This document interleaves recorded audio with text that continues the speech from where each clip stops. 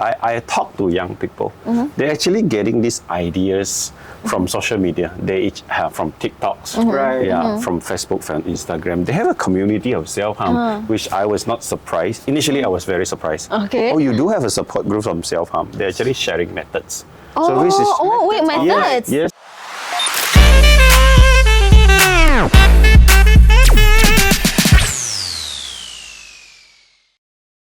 Hey guys, my name is Tadish, I'm Ira in the house. and this is the Open Case. No secrets, No filters. just open cases. Welcome back everyone to yet another episode of the Open Case. And today, Ira, we kind of have like a very heavy, yet I guess kind of like a stereotypical topic as well. Yes, it is. And perhaps this topic, I feel, deserves an open conversation. It is. And if you realize, not everybody talk about it, but some places or some people tend to talk about it, but there are no actions to it. Yes, true. So this topic is basically, we talk a lot about it. There's much of awareness. It's a good thing we bring a lot of awareness, but there's like little action taken of it so far. right. So how do you think we're going to navigate through this? We have a special someone we have a bring to special someone, right? We have a very special someone. So let me introduce you guys to our special guest for today. He is the chairman of Mental Association Sarawak, Kuching branch. And he was in fact a UNIMAS alumni in class of 2002, was it? 2002, right? Yeah. 2002, graduated on 2007. 7, right. We were barely even We were school. barely even like, I guess we were like in primary school, I guess. I wasn't even born when he was here. Right. And he's also not just a class alumni, a UNIMAS alumni, but he's also a child and adolescent psychiatrist at a general hospital. Sarawak General Hospital. Right. Yeah. So with that, this is Dr. Boon Seng. Hi. Yeah, thank you so much for being here, Doctor. We really appreciate your time and effort for coming all the way here to be with us today in this beautiful morning. Yes. How far was your trip from your place to here? Just now I use Grab. It's about 18 kilometers. Do you face the Jemarahan? Well, I have a good chat with the Grab driver. You had a Very nice chat. Was it about mental health, Doctor? Definitely. It was about mental health. Okay. The moment I said I work in a hospital, the first thing they talk about, what is your field? I deal with mental health and I deal with young people. And then the conversation from the beginning until the end. So I guess you had like a kind of like a pre-talk before our podcast today. It's like a warm-up to He already had his warm-up. He So already we're had gonna his have a very good, exciting session for today. Yeah. So, Anira, do you want to kind of like shine some spotlight on what the topic is and where are we going with this topic? Okay, so thankful with our content and research team, we actually managed to gain some statistic, and especially this statistic is what we took from the university itself. So what we have gained, what we have collected, is that there are 29% of students in UNIMAS alone have a high risk of anxiety. Anxiety. Yeah, anxiety. And then not to mention there's also like 30% medical students especially targeted from both public uni and like private university that suffer from depression. So from this, right, if we look back on this data, right, can we like first, like, we shine first. Why is it like so common for like especially young students, younger generations, whether it's high school students or university students, they have this mental health problems. So what is like the major things that cause them to get this? Yep, thank you, Anira, for the question. Yeah, my professions as a child and youth and child and psychiatrist, I've been dealing with a lot of young people. Why is it young people are more vulnerable? This is a stage that they are struggling with identity. It's like they're struggling with their identity, and also this is a stage that they are also working on their academic achievement. Trying to fit into the community. And now you can see the social media and our world is actually offering a lot of options. So there's a lot of comparison between themselves and the world. You can see social media is not 100% true, right? So when they compare themselves with this so-called the ideal self, they feel a lot of like inferiority, and this can create a lot of mental health issue in them, like body dysmorphia, they compare among themselves the result of the academic. People are posting their SPM results. And also what job they do, what kind of traveling they've done, what food they eat. This create a lot of comparison among the youngsters. And so we don't forget that there's a lot of social pressure as well. True. I think we did mention. Yes. Our last episode was on pros and cons of social media. And we basically kind of mentioned what you mentioned as well. But I kind of have to ask, correct me if I'm wrong, Doctor, but you were a medical graduate from Unimas, right? Yep. So what is your take on the fact that 30% of medical students from public universities suffer from depression? Okay, it's quite different from our time, Okay. It's quite different from our time. The last time we the thing that we did was like study, going to library, going to the mamak store, enjoy, have fun. But now the syllabus are more difficult. I would say the syllabus are more difficult. And then the demand from the academic achievement is higher. And the comparison is still there. I think we did mention in our previous episode how like from this social media, right? Students or like the younger generation, they put high expectations on themselves. And when they can't achieve that expectation, they tend to punish themselves. And sometimes when they are willing to do something that's very unhealthy, that's going to damaging them in order for them to achieve that expectation in the sense where they say like, oh, this is the sacrifice I have to make in order to achieve something. And sadly, some of the students or some of the university students, they are not living their own life. They are living under the shadow of their family. The family expectation, other than society expectation that medical students need to do well. The parents' expectation. Really what they want. It's not what they want. So they need to perform to a certain level to achieve the dream of the family. So sometimes it's not only the society putting them pressure. They themselves putting themselves pressure, and also of course the family environment, which make them feel like I need to perform well. And everyone know that in a university life, not only medical, everyone is experiencing a lot of pressure from studying. For the underprivileged, like a financial difficulty, logistic difficulties, and also staying away from family. We did also mention it. The sense of loneliness, the sense of not connectedness. If they already have an existing mental health issue, when they travel here to Sarawak or they travel to any university in Malaysia outside from their hometown, definitely there will be some sort of like loneliness. They can't fit in initially. That's why we need to create a loving and accepting environment for all the graduates before they come in. I think Unimas did a very good job in the orientation. Is it like something relates to like homesick? I actually can definitely relate quite a lot to that because I'm not really from here as well. I'm back from Semenanjung. I hope Sarawak treats you well. Treating me well, guys. Sarawak has been really beautiful state, and I love you guys so much. So I had to mention that. But it really, I definitely had to relate it a lot, especially when I didn't have a roommate and all these kind of things. So there's no one that I could really talk to. I mean, of course, family's back at home, but sometimes I feel like they can't really understand what I'm really going through here. So it's like a waste of my time to actually tell them all this kind of thing. But that's what the mindset that I had at that time.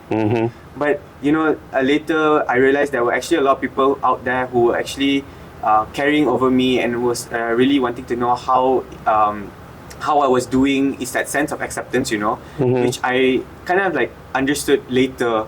So but doctor, I also want to know like how this kind of like anxiety disorders, right, like macam really impacts on like daily life versus like a normal panic attack. Like what is the difference here? Okay, nervousness and worry are almost different things.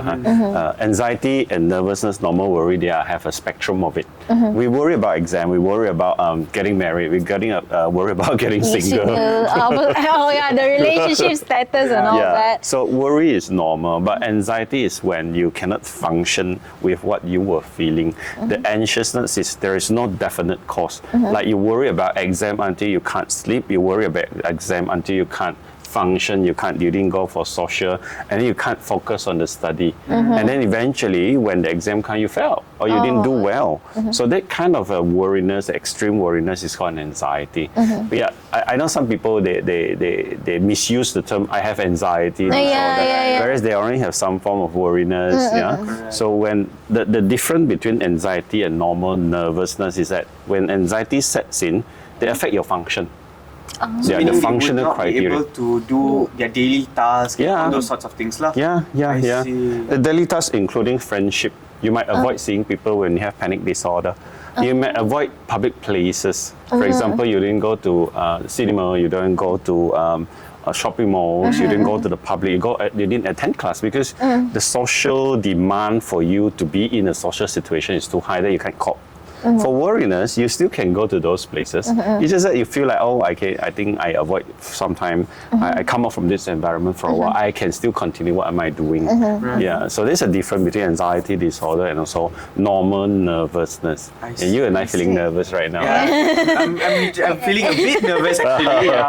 Yeah, that is Especially not having you, Doctor, anxiety. I can feel the aura right now. Yeah, there's an aura coming from you. It's very strong. Yeah. But Ira, I think you wanted to mention something a little bit about ADHD earlier as well, right? Before we bring to that, can we also talk about like how depression among students, right? Especially where it's like medical students and all, when they they cannot meet that expectations and all. And then is it like some sort of coping mechanism for them to somehow drifted all the way to the point they self-harm? Oh, okay. Self-harm. Let's talk in the general sense. Depression among medical students. You need to know medical students, we study mental health. So the ideas and their knowledge and awareness about mental health issue is higher. Of course, they will report higher. I see. Okay. They will report higher. So we're not saying that medical students have a higher depression. I believe everyone. Everybody, We share the same burden. We share the same society. Students share the same environment, the same academic stress, family stress, societal stress as well. So if you talk about medical students, I would say maybe it's not that accurate to represent the whole university life because everyone is experiencing some form of mental health issue, whereas you say anxiety or depression as well. Yeah, I would not zoom into medical students, but self-harm is a real issue. It started way back when they are much younger, like 12, 13 years old. So my clinical practice, I receive cases like as young as 12 years old. They started to think about self-harm. They started to do some form of self-harm. Self-harm is not only cutting. Self-harm can be anything like avoiding food. Yeah? Self-harm can be knocking their head on the wall. Self-harm can be isolating themselves. Self-harm can be not doing anything that people expecting to do. There's a form of self-harm as well. So anything that's detrimental to their mental state or like physically affects them. So Affects not them. Exactly like just cut, like You cut cutting themselves, themselves, all those themselves. stuff thing, right? Yeah, it's not only cutting. There's a lot of different form of self-harm. Is there When like you are giving up yourself, it's actually a form of slow self-harm already. okay. Is there like where we can see where this ideation self-harm comes from them?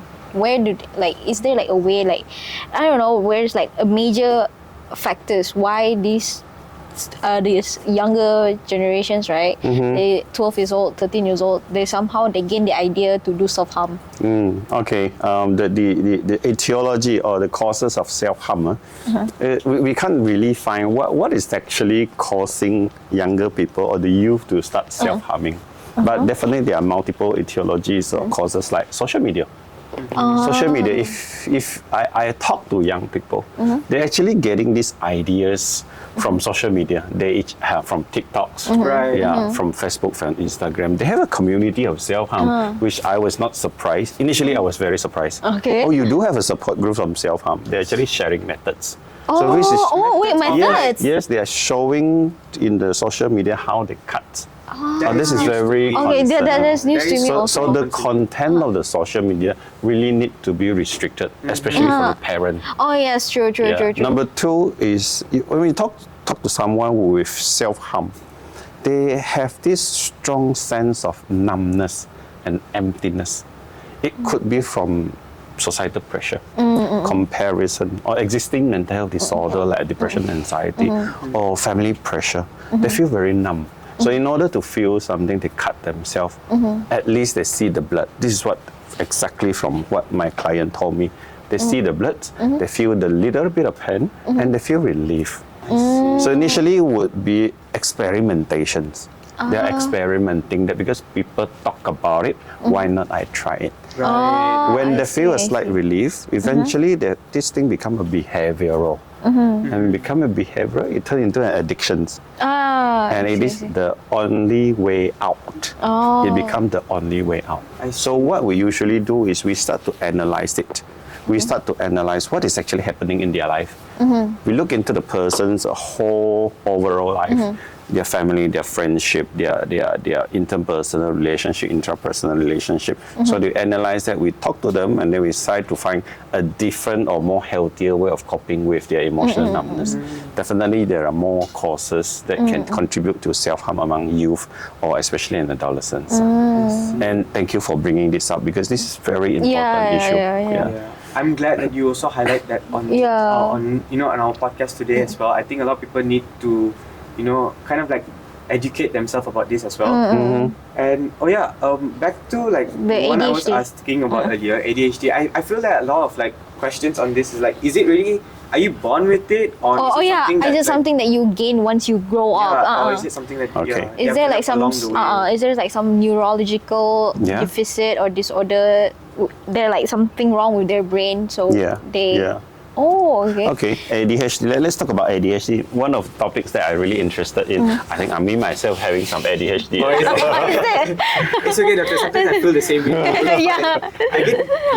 Okay, to start with, ADHD, attention deficit hyperactivity disorder, is a neurodevelopmental disorder. Means your brain was born with a brain which is hyperactive.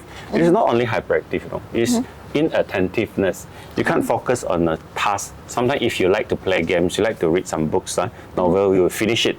But for ADHD, when you need to do something that you don't like, I see. like if you don't like mathematics, you have to study about the mathematics. You tend to do a lot of small things. You go to the toilet, you go and take coffee. Oh, you mean like procrastination? Is Procrastination is one thing, because you're easily distracted with things. Like if people moving in the room, you tend to look at them, what happened to them. In the small primary school student, usually they'll look out in the window, or the teacher, or the bird is singing, or some students was punished by the teacher. Are you focusing extra focus to things that is not necessary to sustain what was doing at that point of time? And ADHD also includes impulsivity.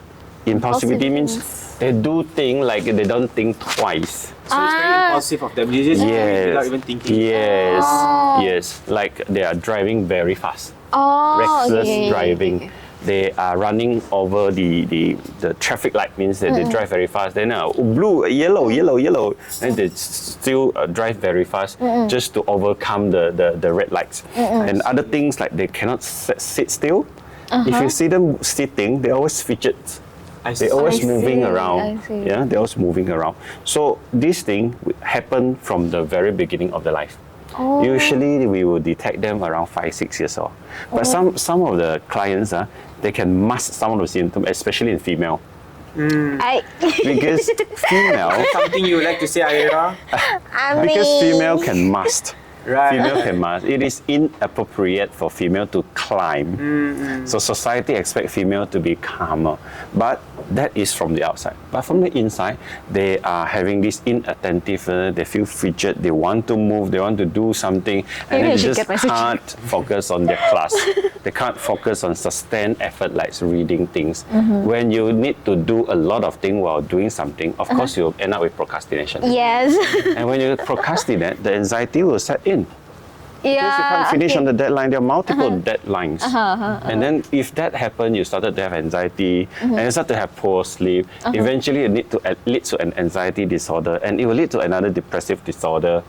Things happen. So it feels like a It's chain like reaction. a chain reaction. Yeah, and then if your impulsiveness is not being treated, you might involve in some drugs, I see. Like substance use. Experimentation, because they have no filter. They are so impulsive that they want to try it now, they want to try it fast. And when you get into jail after you like in an accident or you impulsively hitting someone. So they might end up differently. So ADHD, attention deficit disorder, we can diagnose at young age, which is the most suitable time. But sometimes we diagnose in the older adult, like youth. So is it hard to diagnose when the person is already adult? No, because they are still presenting of almost the same thing. Other than they don't like jumping here, jumping there, failing now. We still can diagnose. Because two other criteria, inattentiveness and impulsivity, we can diagnose. We can screen them, we can talk to them. How impulsive are you? Can you sustain attention or not? So when you're trying your best to sustain attention, what do? A cup of coffee, going to toilet, and then check your phone, social media for a while. For the first 30 minutes, basically you are doing something else rather than the task The that main was task. given to you. Yeah. I think we should get ourselves checked. Yeah, I think you should give yourself that. That's what you should be doing. Maybe I'll get you to consult you. There are online scales. There are online scales, online assessment that you can do. But to diagnose, please don't self-diagnose. Yeah. Right. Yeah, don't diagnose yourself with any Let's go form of get mental ourselves health checked. disorder. Doctor, you're also you always advocate about like these autisms and all this kind of disability. Yeah. Would you like want to like shine some light on that as well? Okay, similar to attention deficit hyperactivity disorder, autism spectrum disorder is also a form of neurodevelopmental disorder. Means the brain itself. Yeah. Sometimes, most of the time, we diagnose autism at young age because of the symptom is very prominent. They're isolating themselves. They play toys in a very different way. They're not communicating. They have poor eye contact. They don't respond to people, or they have no boundary. They just walk around into a new places. They don't feel like the urge of obliged to the social rules because that's not their fault. That is their world. That's how they see the world. So sometimes for youth, they are we did not pick them up when they were young. Again, more prominent in female. Right. Because females they are quieter. They're supposed to be quieter. The society wants female role to be quiet. So when a female quiet means they're okay. This is what you should be. I understand. But inside them, they feel immense tension when they're dealing with social situations. So they may drop out from school because primary school is okay because everyone do their own business. Yeah. When they go into secondary school, the social pressure, the demand to socialize, the identity is increasing when they are going into adolescence here. So there's a time that they feel like they cannot cope with the social pressure.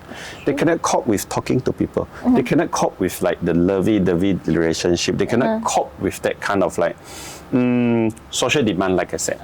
And in secondary school, you need to stand up and read, right? Yes. You start. There are times they give you the books. You need to start doing some group work, right? Group work and all. Yeah, this is in secondary school. When you go into university, they need to have this kind of group project. Yes, presentation, thesis. You need to conduct research. So this kind of social demand actually make a lot of difficulty for them. And eventually they just drop out because they can't cope with that. So autism can be diagnosed in adult as well. So we diagnose them, we help them, we educate the family, we educate the education institutions so that we can accompany. I hope I think University is doing a very good job because this is the inclusive education environment. We all people with disability are recruited. Equal and fair chance to get a higher learning. Actually, that's one thing we would like to highlight as well is that UNIMAS definitely has a couple of autism students and people with disabilities as well. Even in fact in our faculty as well, we have a few of them. Students that are actually I think definitely a great job to UNIMAS. I think I mentioned while I was hearing your explanations and all earlier, right? I was trying to pick up on some stereotypes that were there, like you mentioned about societal pressure and all. So remember about the one. Oh wait, the societal pressure. This is one thing where like comparison between older generation and younger generations. You know how like most older generation it's hard for them to accept mental health, right? So every time when the younger generation comes with mental illness, they punish them and be like the most common sentence they will say like, during my time it's much more harder. I'm still surviving. I'm so okay. I don't face this and that.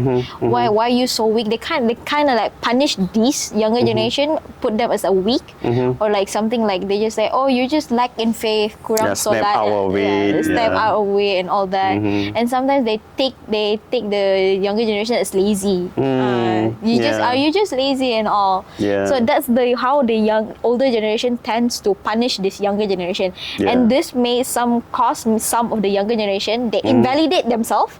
They know there's something wrong with them, but they invalidate themselves. So when they invalidate themselves, they don't want to go seek for help. To be fair to be fair to the generation that is accepting mental health as an issue, I understand that some the older generations, they find that mental health issue is unacceptable, but we need to understand their background as well. At that point of time, they were thinking mental health issue is something that you can actually step out of it. But now it's different. Now it's different. The pressure is more. The society is putting a lot of pressure on every one of us, even the doctors.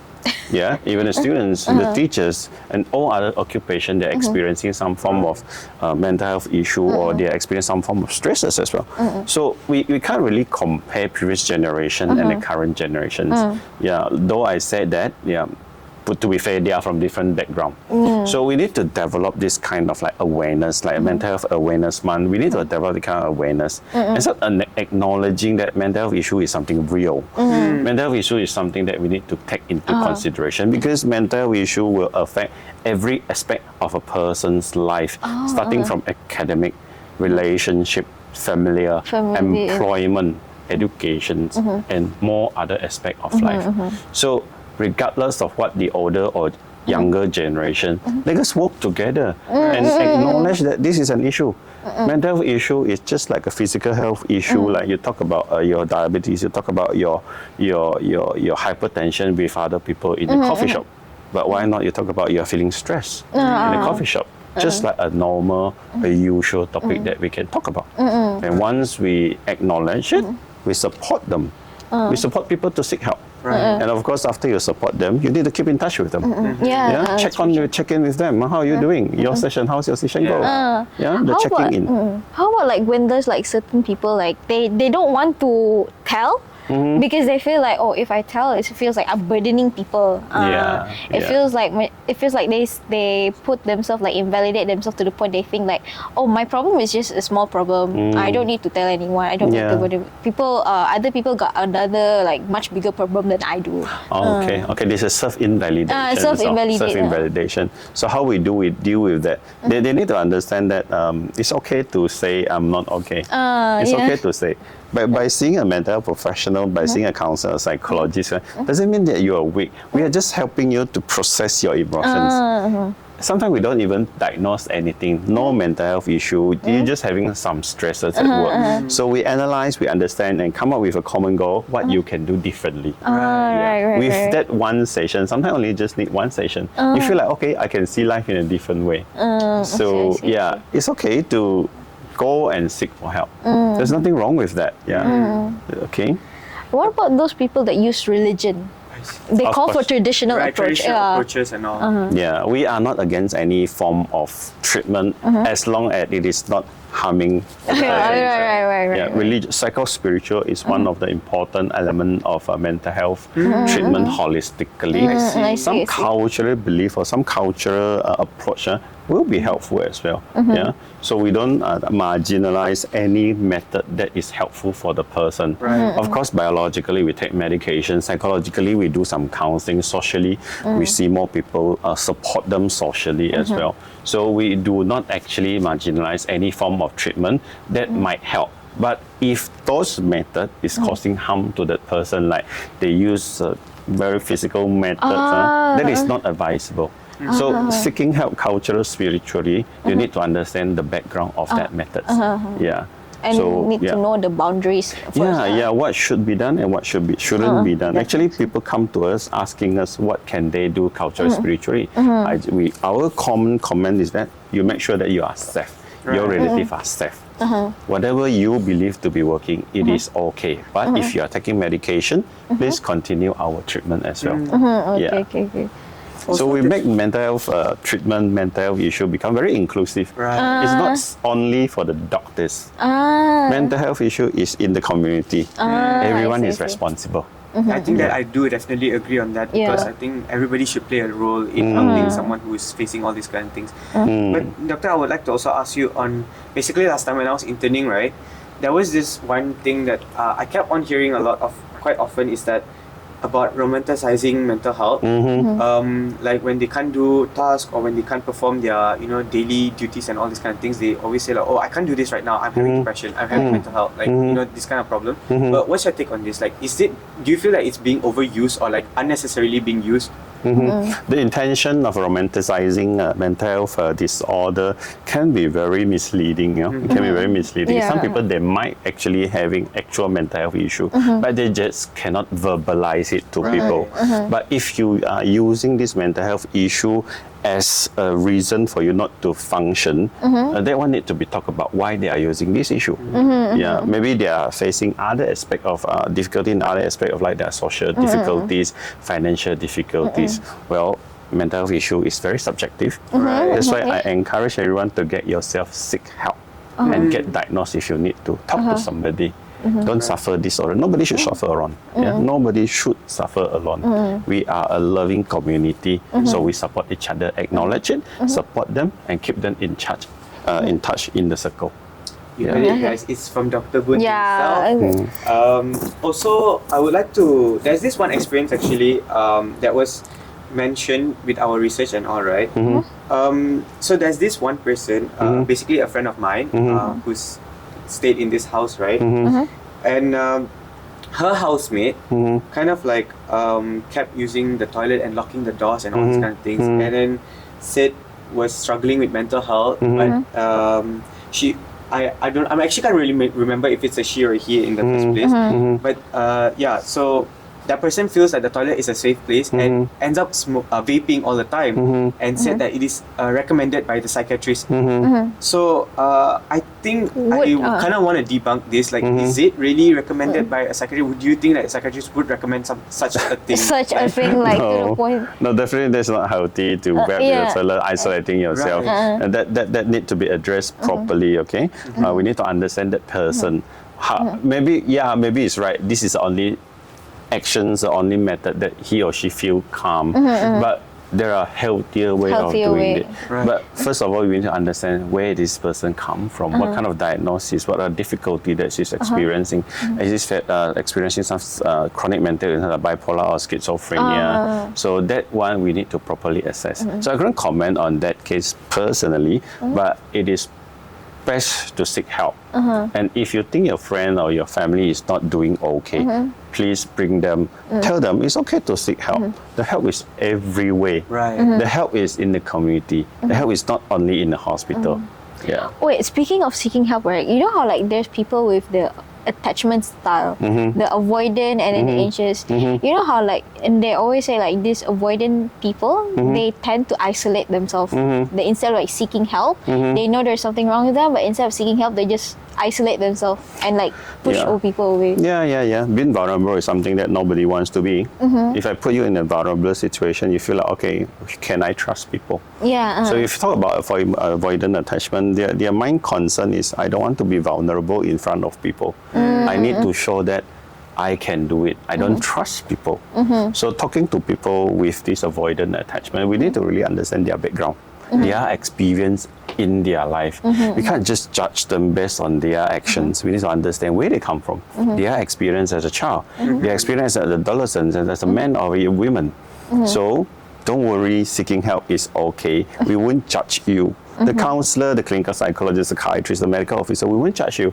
We just want to know what you went through. I think on the note of like seeking help, doctor, maybe you could also shine some light on like how our viewers or audience of people out there, what can they do when they're facing such situations? It could be like a mental health issue, or when they're facing depression or anxiety. What is like the call to action? Like basically, what is the call to action? What can they do, and how can they try to solve this? Like maybe a word to our audience as well? Okay, first of all, you will need to acknowledge that you are facing some difficulties.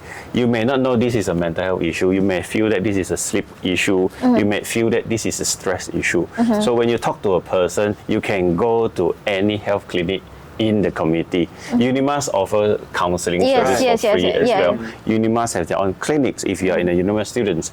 You can go to health clinic, you can go to private clinic, private psychiatric clinic. You can go to any GP, general practitioner. You talk about it. If they can handle, they can analyze, they can help you, they'll help you. If not, they'll refer to us, which is the psychiatry department in Kuching, in Kota Sentosa, we have. Or NGO, remember NGO Mental Health Association, we offer free counseling. Right. Yeah, you just need to call the number. We'll link you to a registered counselor, and you can talk to them. And also Body Counseling Center. Actually, there are few NGOs, but remember there are also hotline. Yes, Talian yes. Kasih, Talian Befrienders. Befriend. I heard about befriend. So it is okay. It is okay to seek help. And doesn't mean when you have mental health issue, people will start looking down on you. We want the community, especially from the young people, to help us advocate help-seeking behavior when they are facing some mental health issue. Let's not talk about mental health. Let's talk about how do you feel, the well-being, your sleep difficulties, you're stressing up with friends. This is the well-being. So why do we need to like specifically talk about mental health if you think talking about well-being? Yeah. So mental health is part of the well-being, including your physical health, your social health, your emotional health as well. Yeah. So I would encourage everyone, seek help. Acknowledge that you are having certain issues, some issue whether it's bad or it's good, talk about it. Yeah. So thank you so much once again to Dr. Boon. That is Dr. Boon himself. You guys heard it straight up from him. So you know what to do now. Please do reach out for professionals. Reach out, and, yes. Yeah, do not.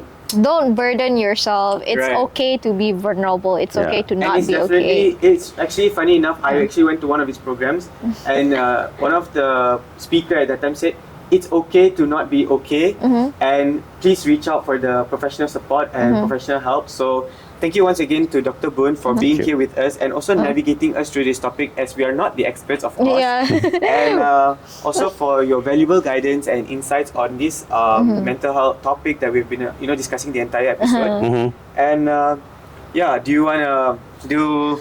Are we going to actually do it? Yes. Okay, so we're going to do a promotion, right? Yes, yes. Okay, so... Rock, paper, scissors, shoot. Rock, paper, scissors, shoot. Rock, paper, scissors, shoot. Hey! What is this? Oh, last one, Okay, one. what? Oh. Wait. Rock, Paper, scissors, shoot. Did I win? Yeah, you're going to be doing the promotion for today. Is it me again? Yeah. Okay. So yes guys, thank you so much for watching this episode. I hope this episode has like very insightful information for all of you, and to all of you, please understand it's okay to not be okay. Seek help, please. It helps you. Don't just burden yourself, don't destroy yourself, don't lose yourself. So please, you know where to go. There's like multiple helps out there that you can go and find. You can go to the general hospital, you can go to the general practitioner, or the NGOs, or the how do you say that, government hospital itself. If there's like some sort of financial restriction, please. Or if you're university students, your university also provides help for that. And yeah, don't stress yourself too much. If you feel the need to vent, go vent. If you feel the need to let out some steam, go ahead. As long as it's healthy, don't destroy yourself. Don't do something unhealthy for yourself. So yes, and thank you so much for this episode. Don't forget to click the like and subscribe button and the notification bell button. Yeah. I've been wanting to say that. Do follow us on our TikTok and Instagram as well. We're in the open case, and also we have Dr. Boon, who's our special guest for today. Yes. He's representing and kind of the spokesperson for Mental Health Association Sarawak as well. Do follow them on Instagram and Facebook. Yes. And do check out their content. It's very, very helpful. They have a lot of insights. And I think that's about it for today's episode. Thank you so much, guys, and see you guys in the next episode. See you guys. Bye. Bye.